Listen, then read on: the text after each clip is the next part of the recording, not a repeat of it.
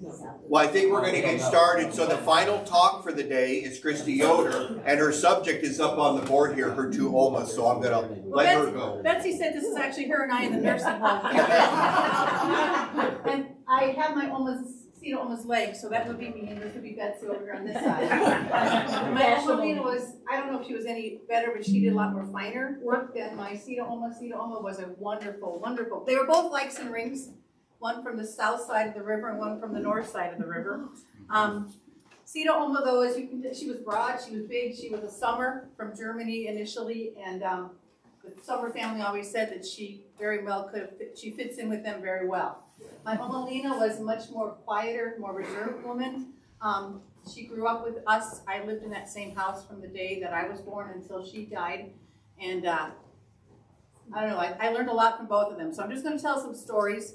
It kind of fits a little bit with RC's theme. They both had fallen from, there's a lot of falling from grace in my family. I don't know how much of that I have to admit, but it's true, I guess. But they both were very godly women, and I think a lot of my faith, especially now that I'm almost 70, I look back and I think about how the stories that they told me shaped a lot of who I have become, at least in my later years, not so much maybe when I was falling from grace, so it's probably good that I have them as a reminder.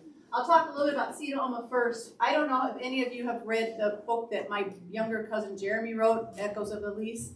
It's a wonderful, wonderful book, and I'm not trying to hawk it in any way, shape, or form, but it does have a lot of history. And as I read it, there were several stories about my Oma and pictures that I had never seen. So I'm very thankful to him for doing some research. And I guess we have to go back a little bit before her parents were Hugo and Margareta, who they called Reda, and they were interesting in that she was not yet 21 when they wanted to get married. And they went to the Bruderat, and the Bruderat said, well, for 2 years you have to split up. And they decided to get pregnant. And they did, and they were asked to leave. So they went to Cedar Rapids. They were sent to Cedar Rapids. They had to go to Maringo. It was a legal marriage only, no church, of course. They went to Cedar Rapids. George was born, their son was born in 1893. He died 8 months later of milk illness. And then the Bruderat decided that perhaps they were too harsh and they could come back. So in 1894, they came back and settled in South Amana and went on then to have 4 girls. They had Maggie, who was now would become she was an Ackerman. So that would be Harry Ackerman and Mildred Myers. Parents, and so that's part of my family. Then came the Bauscht, Marie Bauscht, and that was Elise's family, so I got relatives all there too. Then came Clara Midlock, yeah, so that would be all of them, or Harry. And then came my Oma Elise. She was the youngest, she was spoiled, she had everything she ever wanted, although she'll tell you that because she married a burgher, she didn't have everything that other people had, but they were still happy. So that was something that she always talked about, the haves and the have-nots, and yet, but we were good, we were happy. So like that was great. She grew up pretty typical. I remember I was her oldest grandchild, and when I would spend afternoons with her, sometimes my mother had enough of me. She'd send me to South to be with Oma for a while. And she would tell me stories. She said, how's school? And I'd say how school was. And she goes, well, I'll tell you about my school. And then she would talk about knitting. And she would talk about how there were kids who were bad and how I should always be a good kid. So I was like, okay, I'll try really hard. And then she was always very proud of all of us as kids because she would sit down and play with us. She said, you're all so smart. You're all so creative. She was very much a right-brain thinker, which I appreciated a lot because she always talked about possibilities. And she talked about, well, if you wanted to do this, go do that. The only thing she told me I should never do was be an elder, because what man would want to listen to a woman talk about God? And I said, and I never argued. I just heard, she said that to me when I was 20 years old, and I said, okay. That was all we ever said. We never argued with her. She had this way of looking at us. She wouldn't point the finger. This was Oma Lina's thing. She shook the finger at you, you were in trouble, right? See, Oma, if she was always working with her hands and she would drop her hands in her lap, she would straighten up her back, pull back her chin, and stare. And that's what, like, okay, just back away. She was always talking about what she did as a child, and she told us like when they had head lice, they were washed their hair in kerosene. When they didn't like their long hair anymore, she and her sisters went on the train. They stole money from their mother, that was a kitchen boss. They had gotten money for selling eggs and things. They stole the money and they took the train to Marengo and all had their hair bobbed, and then were asked not to come back to church until it grew out again. She had the long braid that they cut off, which was the same color as my hair, and I actually wore it to prom one year because I thought, how cool is this? I'm wearing my dead grandma's hair, you know? Terrible, but it was fun. And actually, it came in handy a few times. So she was just a lot of fun. She was strong-willed. She loved my dad a lot, and every time he would shoot rabbit or squirrel, she would call my mother and say, I hear Ray got some squirrels or some rabbits, and Mom would go, yeah. Well, I'll come down and fix it because I know you can't cook, which is true. So she came down and cooked for my dad a lot, well, for all of us, but it was always because that's the thing that Dad did. Uncle George was not a hunter, and so when she knew my dad hunted and knew that was important to him, she did those kinds of things. She came down a lot on Sunday afternoons. She would play baseball. She talked about playing baseball as a little girl. She talked about playing baseball with the boys after curfew, after it was dark. So that's kind of an interesting thing to me. As I read through Jeremy's book, there were a lot of times she talked about how she and her best friend Wilhelmina, who was a very short woman, and so I don't know if that's a Wilhelmina Baumgartner. I can't remember, but I'm guessing that's what it was. Baumgartner, yeah, not Gardner. They would walk around town past curfew. Their mother would always set an 8 o'clock curfew, but Hugo always said you can stay out till 10.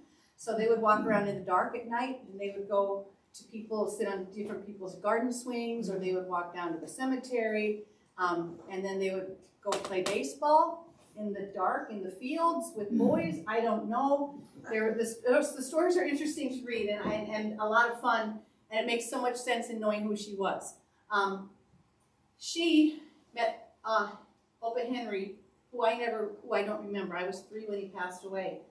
He for 7 years they dated. So she was 16. She had just become a Vorsänger. She was last appointed by the elder Vorsänger in South Amana, and she loved to sing.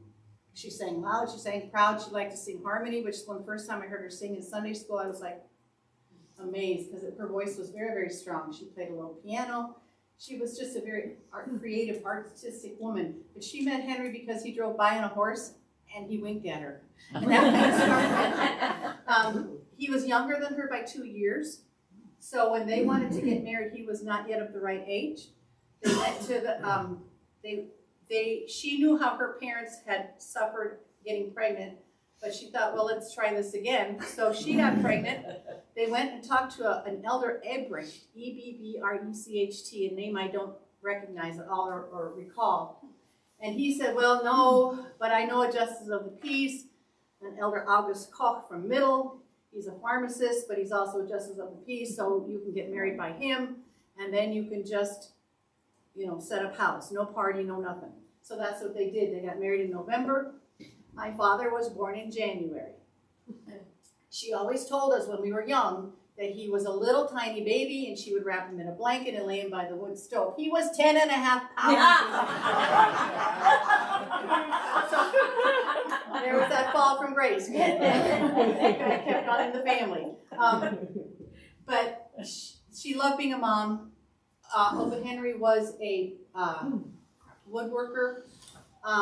He also liked to drink a lot, but he was also a woodworker. He did some other odd jobs on the farm initially. They ended up living in the same house where she was born, in the first schoolhouse in South Amana. It's the same house she lived in there for her whole life.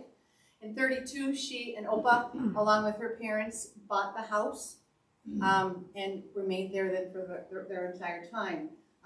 She and Opa Henry lived upstairs, and Uncle George and Aunt Judy lived downstairs. They had chickens. They raised guinea pigs for the University of Iowa research. There were just a lot of little animals. Uncle George fell in love with dogs, and he would have my dad drive him to Cedar Rapids when they were in high school and come back with another dog that they raised then too. They raised puppies a lot. So there was just a lot of fun things going on. Opa Henry had a wood shop, which then he added 2 rooms onto for each of her looms, because Hugo, her father, also had some training in weaving. and had one loom initially, and then Oma bought another loom at some point in her, when she was a young mother, and she started weaving as well. So they took care of each other really well, and she always said he was a character, and he always was just a lot of fun to be around. However, in 1957, 58, somewhere in there, he started feeling very fatigued and could no longer do his cemetery jobs like digging the graves and setting the stones and things, and they thought, well, this is kind of strange, so they took him to the doctor. They found out he had lung cancer. He went through 20 rounds of chemo. They removed part of a lung, and then he died in 1960. And so she was widowed, and at that point, one of her friends said to her, hey, just call Social Security. You'll got money coming in. You'll be fine.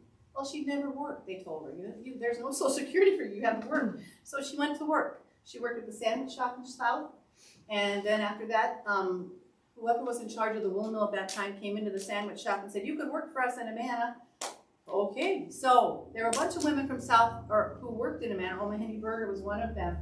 And the day that Oma was supposed to first go to work, she got in the car, she backed out and went straight across the road and right down in the ditch. Got out of the car and called Henny and said, hey, come get me. I can't drive anymore, and never much. So, and never again. I do remember that car sitting in the garage, though, for many, many years. I don't know whatever happened to it, don't know who took it, but it was big and it was black, and she never drove it. So, but we teased her about it all the time. So she went to work then at the woolen mill for about 3 or 4 years. And then she had, in her opinion, enough money to live on, so she started getting Social Security and no longer worked outside the home. But when the Colonial Manor nursing home was built and opened up, she and all of her lady friends in South Amana, and there were a lot of them, a lot of widows, would get in the car with Oma Henny driving, and they came down to the nursing home, and they had their sewing circle. They sewed and mended clothes for everybody. They had a wonderful time doing that. She also did things like, she was a museum guide. I don't know, Madeline must have been the director, yeah. But there's pictures in the book of her just laughing about as being a guide, and that was probably when they just had this building. I don't think they had any of the other sites at the time. Or that, that one over there. So it was good. In 1965, in 1970, and again in 1974, she went to Germany to meet the Summer family. Spent 6 weeks every time she went, had a wonderful, wonderful time. And the most fun thing was when you came to the airport and you'd say, well, you came home, and my brother, one time she had written a letter during her visits there and said, yeah, I'm just gaining so much weight because they feed me all this wonderful food. And my brother said to her when she got up, well, you don't look any fatter. And she was, yeah, well, look at what I got. And she'd open up her shirt and she would start pulling out plants that she had stolen from her. I mean, she would tuck away like 10 or 12 plants inside her bra and just start showing them to everybody at the airport. Every time she came back, she had more plants. And she was just loved it. She loved those kinds of things. They had big gardens. When we would go in the summer, she'd always walk us through. We'd have to hear about all the gardens and all the flowers and things that she had done. In South Amana, of course, at that time when she was a young mother and even a grandmother in her years, South Amana was known for flowers. You know, Henny Berger had all beautiful pots and everything. So there was a little bit of a competition. She would talk about, well, in our house, this is how we do it, and they had their big willow tree and everything. And she's like, yeah, you should get married under that tree. Okay, she made plans for all of us and would just say these funny stories, and we loved it. We loved it. She played ball with us when she would come on Sundays. We'd go walking in the woods, and she would always go just like it is. She's got the dress, always a dress, and always low pumps. Always, always. She'd walk in the woods with the pumps all the time, and don't you want some different shoes? No, don't wear pants, so that was just one of the fun things we did. 1984, she was born in 1902, so 1984 she would have been 82, am I right? My math is right? She started saying, yeah, this is probably my last birthday. Probably my last birthday. Well, it didn't happen. In 84, she fell down steps, broke her ankle, and she reset it before the EMTs even got there. So she said, these are my best feature. Don't mess with them. You're too slow. 2 years, 3 years, 4 years. Let me think. I was 84. Late 80s, 89, 90. No, I'm wrong. 92. She fell again. Same thing. Down the steps, broke her leg in both places, set her bones before the EMTs got there.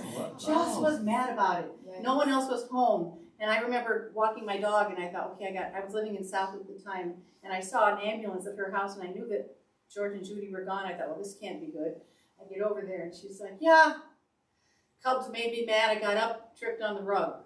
Sure enough, she loved the Cubs, loved the Cubs. She was a diehard Cubs fan and the Chicago Bulls. So that's just kind of the way she was. And again, then after that, though, she no longer was able to go back home, ended up in the nursing home. And then she died at the age of 100. We had her 100th birthday in November. And then she died in December. So she was wonderful. She didn't really wake up for her birthday party when she was 100 until I said, Oma, I have a piece of chocolate cake here. And she, with her eyes closed, she just opened her mouth and she ate the chocolate cake. Didn't want to talk to anybody, but did want to enjoy her party, so it was good. And she was wonderful. She was wonderful. Strong-willed, very, very strong-willed. Oh, loved her to no end. And Oma Lina was, as you can tell, kind of the counterpart to that. As much as Sita Oma was loud and boisterous and fun and played with us, Oma Lina was far more quiet. She would observe us. She would be our friend. She would talk to us in quiet voices. And her answer to everything was, well, we just have to pray about it. Sita Oma was a Sunday school teacher, but you never heard her talk much about God or her faith. It was not something she wanted to talk about. Maybe that's why she told me that no man wanted to hear about it. I hear about God and I shouldn't be an elder. I'm not sure. But Oma Lina was entirely different. Everything for her was about faith. Things that I remember, like when she went to plant the garden, she would stand there for a minute before she put each row in, and we'd always wonder what was going on, but you'd see her lips moving. When she would dress me to go to church, when we put the black cap, apron, and shawl on, her mouth, she was always saying something. And finally I said to her, I don't remember how old I was, but I said, Oma, what are you doing? Who are you talking to? She goes, I'm praying for you. I'm saying prayers for what we do. So that was kind of interesting to me in that she did everything in such a way that God was somehow imbued in it. She was a midwife. Oma Lina was born in 1899. It was a big family, a life-serving family in Amana. So it would have been John, who would have been Mildred Setzer's family in there, and Fred, who would be Emma Dietrich's family. Heine Leixenring, who would have lived in where the Lace Lodging is now. That would have been Jean Leixenring's family. And then my Aunt Marie Geiger, or Trumbull Geiger, who was in Middle Amana. And Oma was, I don't know where she's at in birth order right off the top of my head, but Aunt Marie was young enough that Aunt Marie credits my Oma for raising her. So their mother passed away early. And Oma Lina was so she was more of the older responsible person as opposed to my own Sita Oma, who was the youngest spoiled one. But Oma Lina married at the age of 21, and she had her first child just turning into the age of 22. She married Adolph Masner from Middle Amana, who would be a brother to Reynold and Ralph Masner's father. Yeah, they were brothers. So, and he was Opa Archie, he changed his name to Archie after World War II because he didn't want to be known as Adolf. So he was always known as Opa Archie for us. Worked at the woolen mill. He was one of the keepers or maintenance guys who kept the looms going. And then for $7, after it would have been about in the 40s, late 40s, he went to barber school in Cedar Rapids. Cost him $7, came back, and he also had a barber shop. Now, there are people who tell stories about my grandfather, Archie. I don't remember anything about him either. He died in 62, and I was born in 57, so I was young enough that I was not yet, it was spring, it was cold, so it was spring. I wasn't in kindergarten yet. I just remember hearing him cough in his last few days because he would sit in the kitchen by the stove, or because he had emphysema and lung cancer as well. And I remember his cough, but I don't remember his face. So, but I do remember on the day where he laid in the house for his funeral, for the visitation. I remember my mom saying to me, "Don't go downstairs without your shoes on." But I was all dressed and I had my shoes in my hand and I'm traipsing down the steps. And I sneak around the back room, and I come into the living room, and there's a coffin, and there's a flag on it because he was a World War I veteran. And I remember pulling myself up to look inside, and I hear my mother yell at me, "Kristie, Margaret!" And then all of a sudden, my Oma is behind me, she picks me up, and she talks to me about my Opa. And I remember him laying in the coffin. So that's my only picture of him that I have in my head. But I do remember him coughing, because as he got sicker, he couldn't lay down. He couldn't breathe that way. So he would sit in the kitchen, which was right underneath my bedroom. And so my memory is more of a sound than actually a face until I see him laying in the coffin. She too was a widow then at a very, very young age. Both my grandmothers lived much longer as widows than they did as married women. I don't know the story of how Opa Archie and Oma Lina met, but I do know that they got married when she was 21, and then Uncle Arnold was born first, my Uncle Boots Masoner. After that came a daughter named Lucille, and then Lucille passed away at the age of 2 from pneumonia. She's buried actually just right down in the kinder row in the middle section in the middle. And then came my Uncle Harold Masoner, who would have been the doctor here in town for a very long time. And then 5 years later came my mother. And this is the story where the Bruderot was not a favorite of my Oma Lina's. Because when they found out she was pregnant, Mr. Heinemann came to her and he said, "You are no longer in God's good graces. You have fallen, and you will no longer come to church until after this child is weaned." So that was the only story I ever heard my Oma Lina talk about in negative terms about anybody. She was always a very kind woman, but she had absolutely no love lost and no forgiveness ever. She went to her grave probably never having forgiven Heinemann for those words. She said, "I don't know why he would be so mean. Children are a gift." But that was not something that you could do in Middle. Apparently, that was too many kids, and so she felt really bad. She was a midwife, though, and she loved kids in that way. She told a lot of stories about babies that she delivered. If you asked her, she wouldn't talk about it a lot. And she did say, though, "I knew I had to be done after I delivered Lester Rint, because did you see his face? I did that to him." She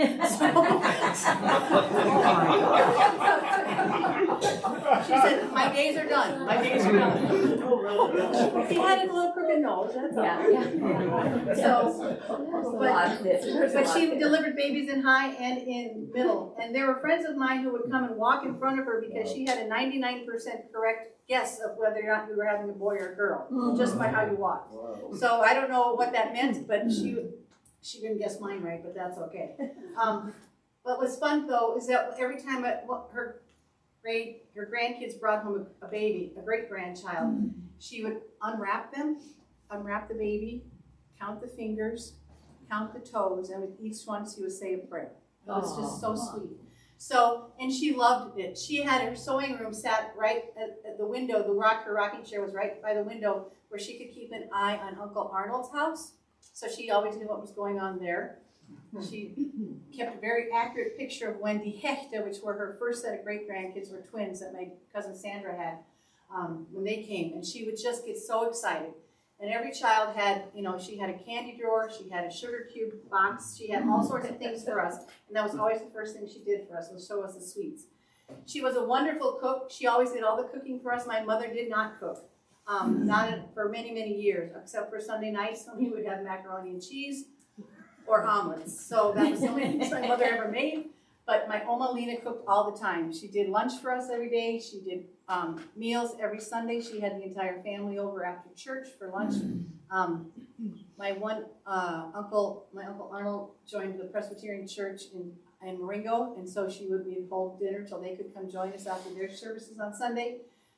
She was just, family was everything, and cooking was everything. So from Sunday meals, which were always like traditional Amana things, to desserts, which she had fresh every day. We had pies, and we had cakes, and we had torte, and we had all sorts of stuff. And Saturdays was the day for cleaning out the fridge. So there were always grandkids stopping by.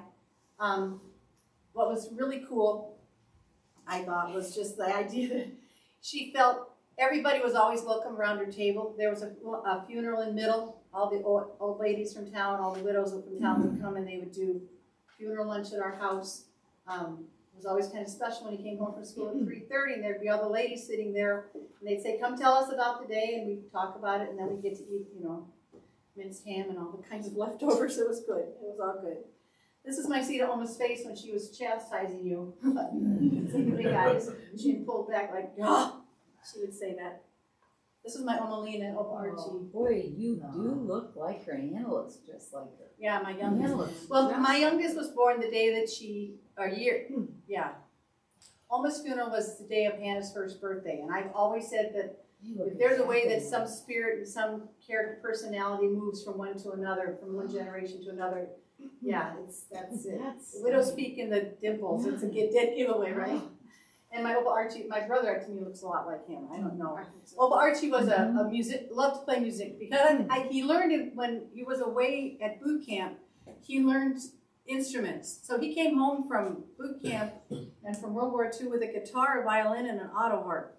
And he would sing the most raunchy songs apparently. I never heard them, but my Oma was just mortified. That was just not her. But and because he was a barber, I can tell you this one story. There was a little boy in town who came for a haircut. He was scared because he was Jeff, or if you know him, contact him directly, so.